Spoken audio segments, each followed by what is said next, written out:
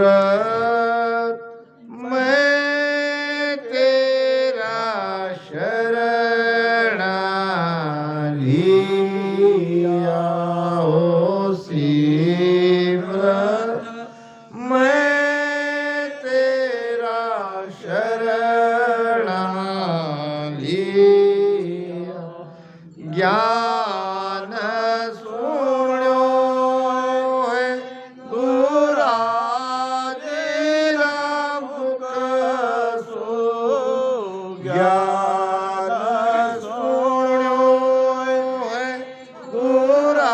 गुराजीरा मुख सो तब मेरा मन भिया हो सिमरन मैं तेरा शरणा लिया हो सिमरन मैं तेरा शरणा लिया कृपा कर हरि मेरे आओ सुनाओ आद गोसाई मेरे राम सुनाओ आद गोसाई खबर करो हरि मोए आपत्ति की खबर करो हरि मोए आपत्ति की दर्शन दो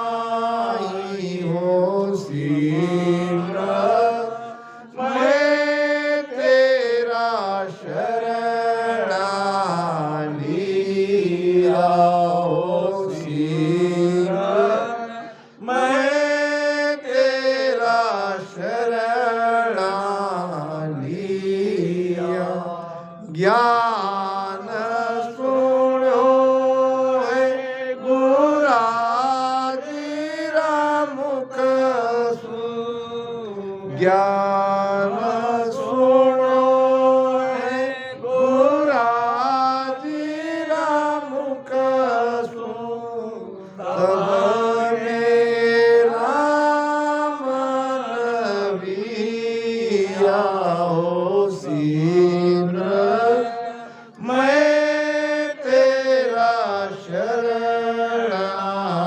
लिया हो सिमरन मैं तेरा शरणा लिया घणी अरज हर कहाँ लग कर सो नेक बहुत कर मानो मेरे राम नेक बहुत कर मानो चित कर आवछे गजमले को चित कर आवछे गजमले को मोको जाकर जानो सिमरन मैं तेरा शरणा लिया हो सिमरन मैं तेरा शरणा लिया ज्ञान सुनो है गुराजीरा मुख सो ज्ञान सुनो है गुराजीरा मुख सो तब मेरा मन भिया हो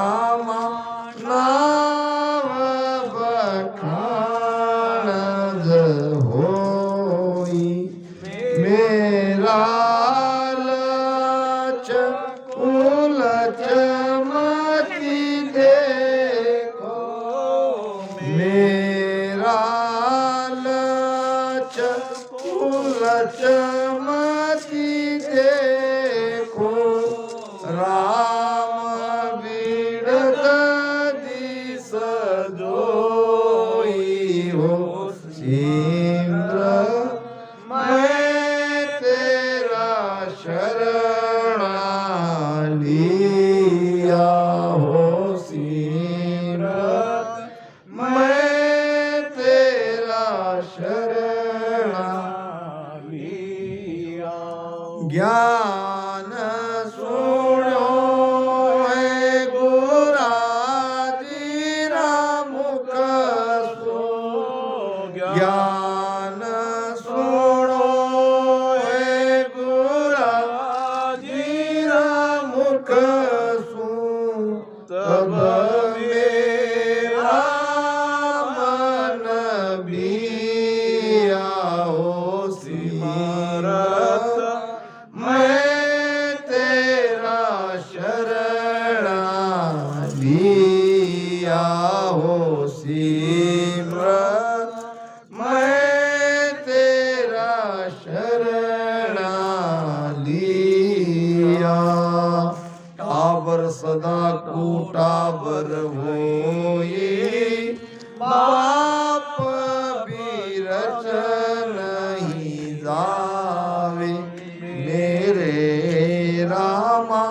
बाप बीरच नहीं जावे हे सुख राम सुनो मेरा ठाकुर।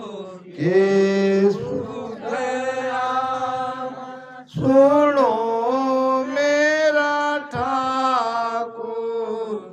ये तेरा बिलद कहावे हो सिमरत मैं तेरा शरणा लिया हो सिमरत मैं तेरा शरणा लिया। ज्ञान सुनो है गुराजीरा मुख सो। ज्ञान सुनो है गुराजीरा मुख सो। तब मेरा मन भी आओ सिमरत मैं तेरा शरणा लिया हो सिमरत मैं तेरा शरणा लिया। सुखराम जी महाराज ने सभा में राम राम महाराज जीव भाव से यह हरजस गाया है। 5 मिनट में इसका विश्लेषण कर देता हूँ। सिमरत मैं तेरा शरणा लिया, शरणा उसी को कहते हैं जब राम राम हम भजन करने लगते हैं तो मन धुजने लगता है, मन डरने लगता है। यही उस सिमरत परमात्मा का शरण में हम चले गए इसका प्रमाण है। ज्ञान सुनो है गुराजीरा मुखसु। कौन सा ज्ञान सुना? गुरु ने हमको केवल इतना ही कहा कि बेटा राम राम रटन करो। ये राम राम रटन करने से ये मन धूसता है, मन डरता है। कृपा कर हरि मेरे आओ सुनो आद गुसाई। हे राम जी आप कृपा करो। आद गुसाई यानी आदि अनादि का परमात्मा जो सबसे पहले था उसको कहते हैं आद गुसाई। हे राम जी आप कृपा करो और मेरे हृदय में मेरे घट में आके मुझे दर्शन दो। खबर करो हरि मोय अपति की दर्शन दो उर्मय। अपति नाम संकट, अपत्ति नाम विपत्ति।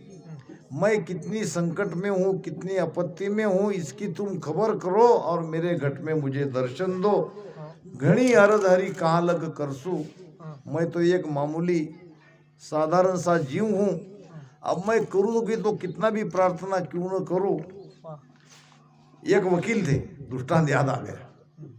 और वकील वैसे होशियार रहते, हमारे वकील नहीं। अब उसको लगा कि ये क्या है, ICRT से कोटक भान, फिर वो विनंती, ये वो इतना सब करने के बाद वही रोज भजन करना, इसके बदले उसने एक उपाय किया। और बहुत जबरदस्त उपाय किया।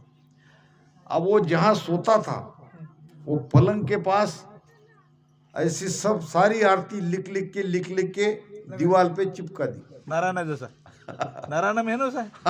और परमात्मा को प्रार्थना करता, हे प्रभु आप सर्वज्ञ हो।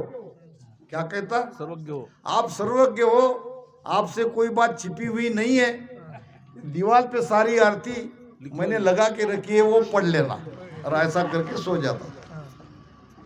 ऐसा भी नहीं करना है। ये आरती का भी एक महात्म है, ये रोज की आरती का भी गुण है, ये सब करना चाहिए।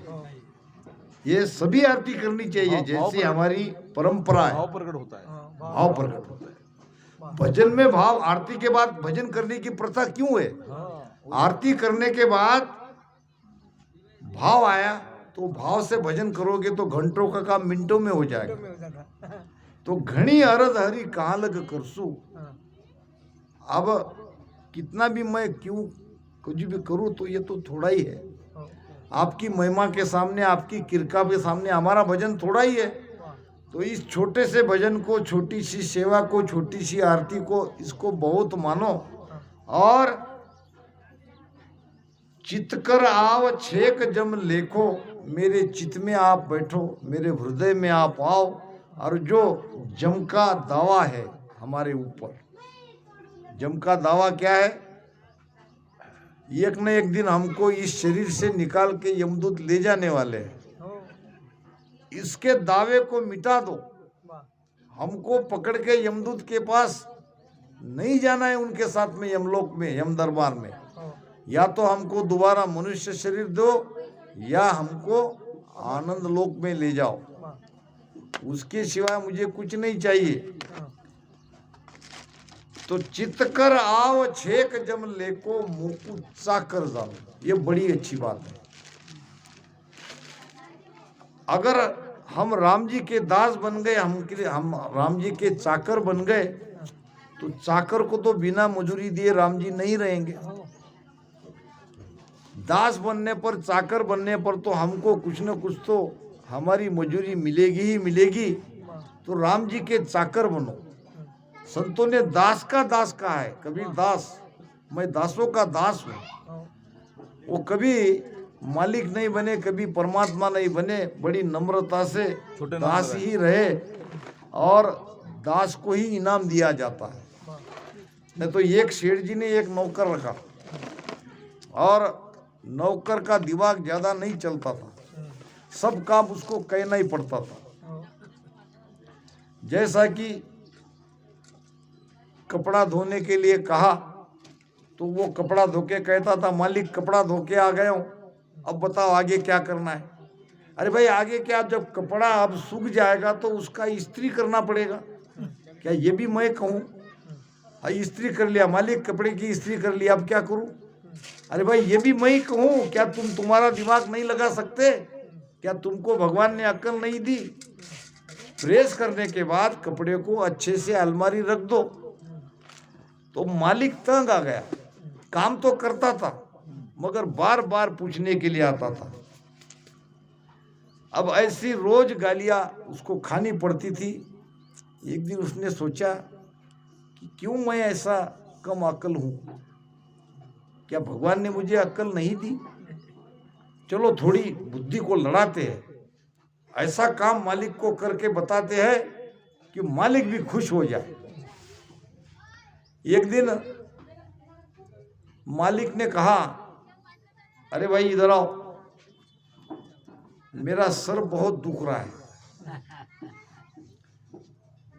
तो फिर मालिक, अभी आपका इलाज करता हूं। अरे भाई सुन तो सही, तू बार बार पूछने आएगा? नहीं नहीं नहीं, अब मुझे सब पता है क्या करना है। आपका सर दुख रहा है, आपको बुखार भी है, मैं जाता हूं। और निकल गया। घंटे बाद आया।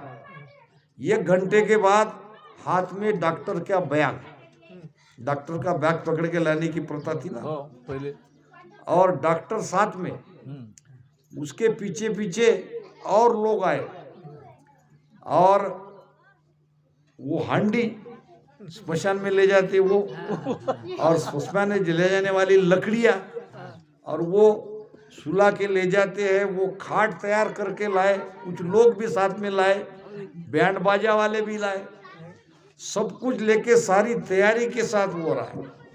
मालिक ने देखा डॉक्टर तो ठीक है, मगर ये क्या है, ये सारी सामग्री लेके आया है। उसने कहा ये क्या है मालिक, आपने तो मुझे सिखाया है कि कुछ अपने दिमाग से कुछ काम कर लिया करो, और मैंने अपना दिमाग चलाया। क्या चलाया, ये डॉक्टर लेके आया हूं।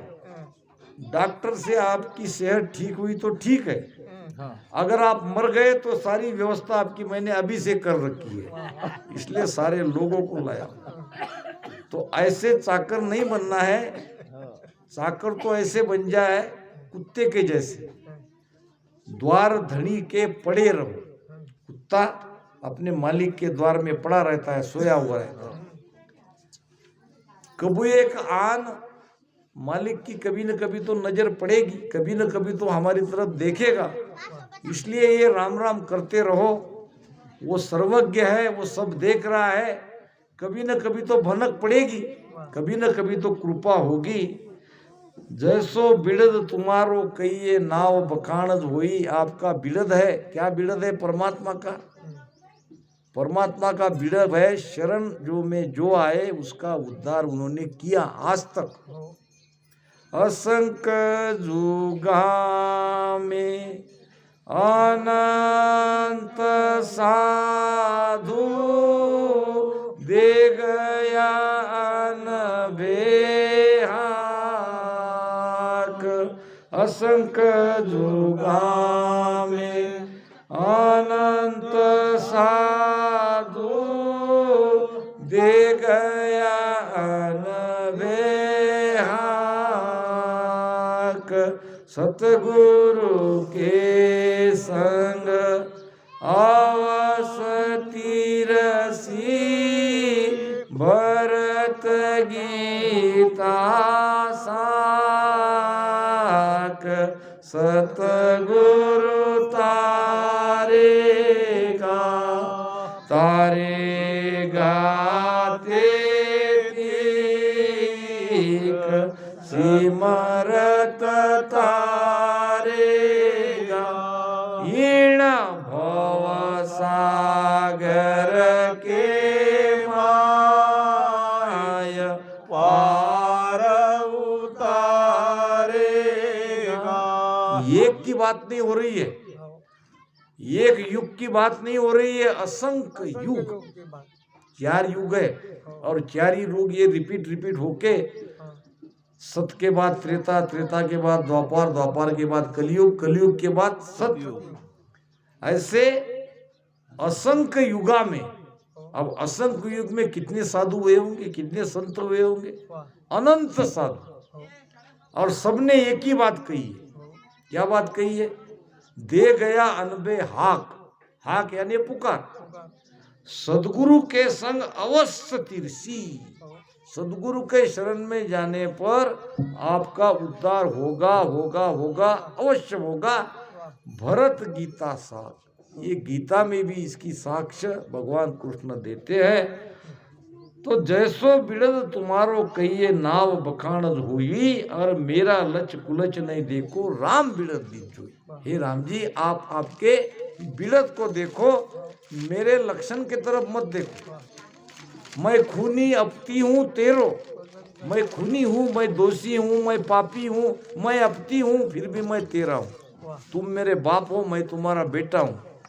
बाप कभी अपने बेटे के अवगुण को नहीं देखता, इसी तरह तुम भी मेरे पापों को मत देखो, मेरे लक्षण को मत देखो।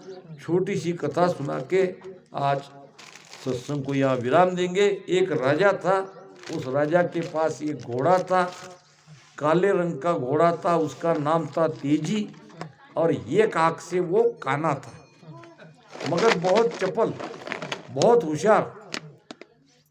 अब आए दिन राजा महाराजों की लड़ाई होती थी, और ये राजा युद्ध में जब निकलता था तो उस तेजी घोड़े पे ही जाके बैठता था।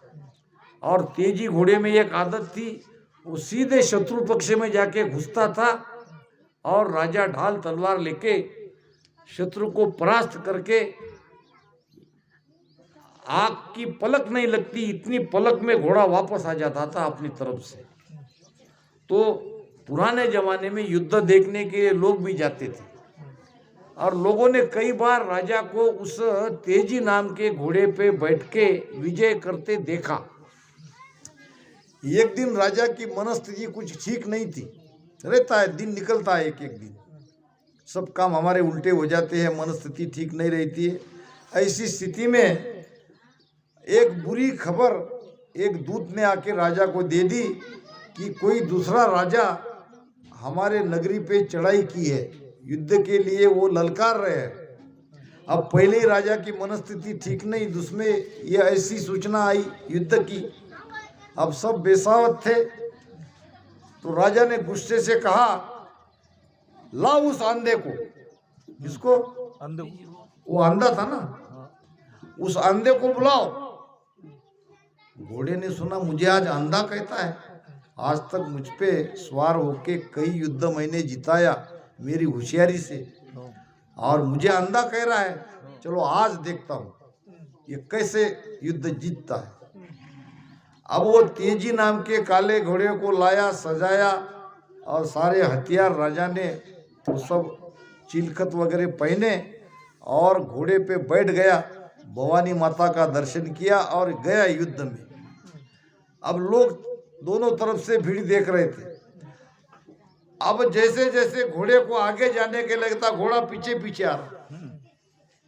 अब ये पहले जैसे आगे नहीं जा रहा था, घोड़े को गुस्सा आया था कि मुझे इसने अंधा कहा, अब इसको आज हराना ही हराना है। पीछे पीछे आ रहा था, लोग चिल्लाने लगे। लोग क्या चिल्लाने लगे? तेजी का सवार हार रहा है, आज तेजी पे बैठा हुआ राजा आज जरूर हारेगा। अरे ये कैसे हुआ, ये चमत्कार कैसे हुआ? तेजी का सवार हारता है, तेजी का सवार हार रहा है, ये आगे जा ही नहीं रहा है घोड़ा।